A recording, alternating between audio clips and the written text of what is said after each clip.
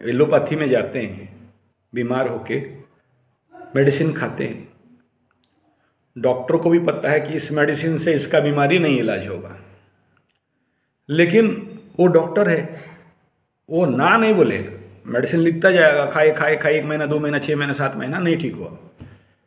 लेकिन हमारे पास योगा सीखने के लिए, नेचुरोपैथी के लिए, पंचगव्य के लिए, या एक्यूप्रेशर के लिए, या सिद्ध विज्ञान के लिए, अग्निहोत्र के लिए आएंगे। हम लोग बोलेंगे योगा करोगे ये ठीक हो जाएगा, ये करोगे ये ठीक हो जाएगा, या एस्ट्रोलॉजी में हम बोलेंगे ये पूजा करोगे तो ये बीमारी ठीक हो जाएगा।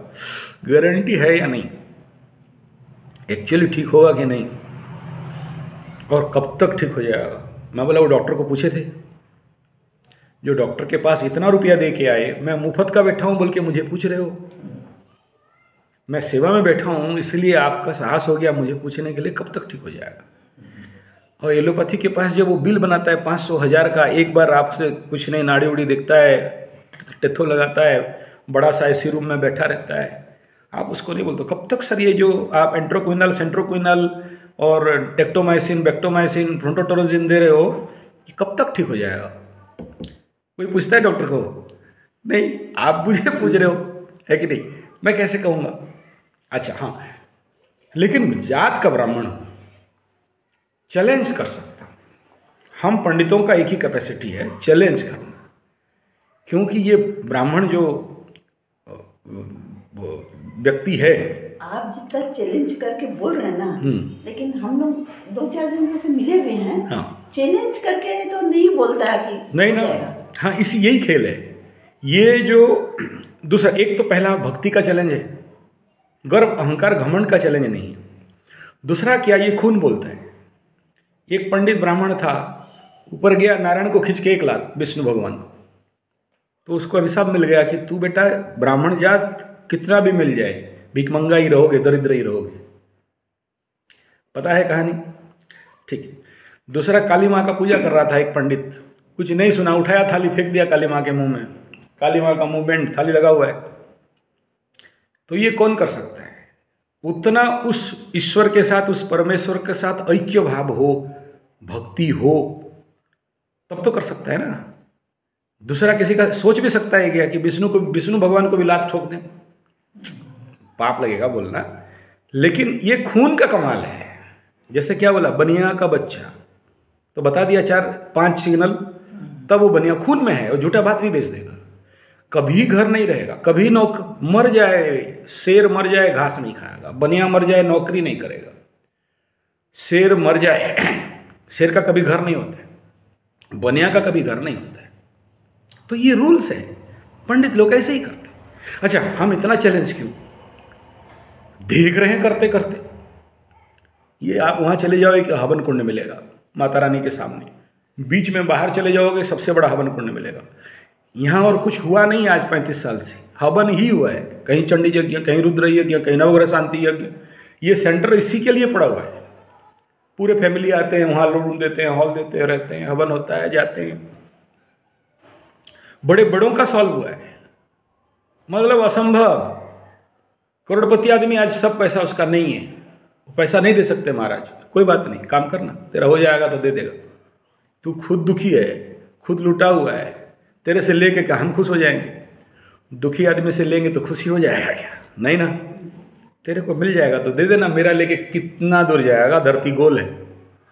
यही है, जब एस्ट्रोलॉजी समझ जाता है कोई ना, फिर वो जान जाता है कि मेरा पैसा लेके कोई कहीं जा नहीं सकता, वो ला के 10 गुना ज़्यादा देगा।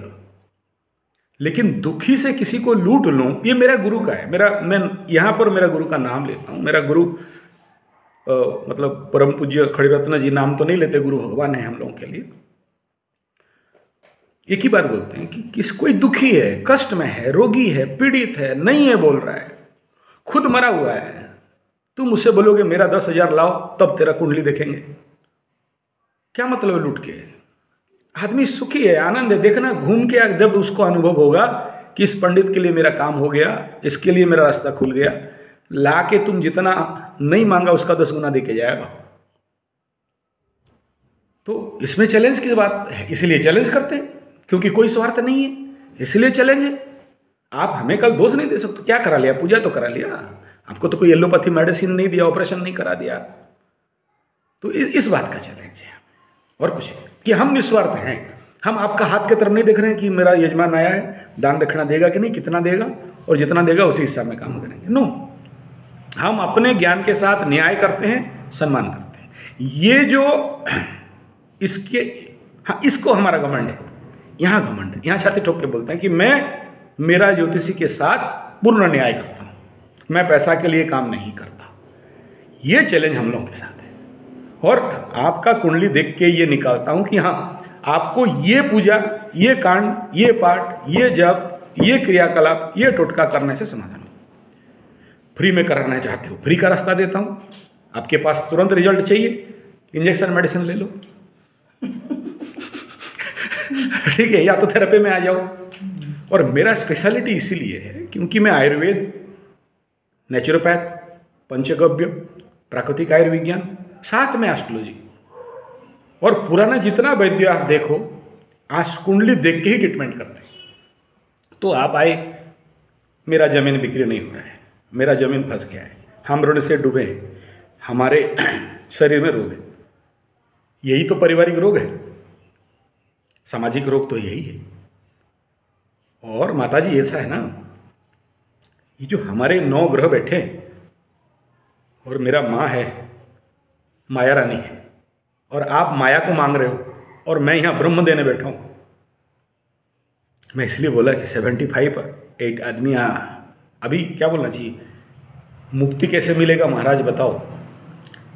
तो ज्योतिष को गर्व लगता है, मेरा मोक्ष होगा कि नहीं दिखाओ, मेरा मुक्ति पाऊंगा नहीं पाऊंगा, एक टांग मेरा स्मशान में, एक टांग घर में। ये प्रश्न का उत्तर देने के लिए बैठे हैं। अब इसमें संसार आ गया, हम तो आक्षेप नहीं कर रहे, दुखी तो नहीं हो रहे, या हम नहीं बोल रहे कि अरे देखो बाल पक गया, सठिया गया आदमी आके इस उम्र में बोलता है बुढ़िया मिलेगा या नहीं, गुड़िया मिलेगा या नहीं, धन मिलेगा या नहीं, है ना भाई, कोई बात नहीं, आपका यही कमाई है, यही स्थिति है। हम ईश्वर को प्रार्थना करेंगे कि प्रभु सद्बुद्धि दे दे, और ये कल आके ये पूछें कि मेरा मुक्ति मिलेगा कब। ये जितने सारे ऋण में फंसा हूँ,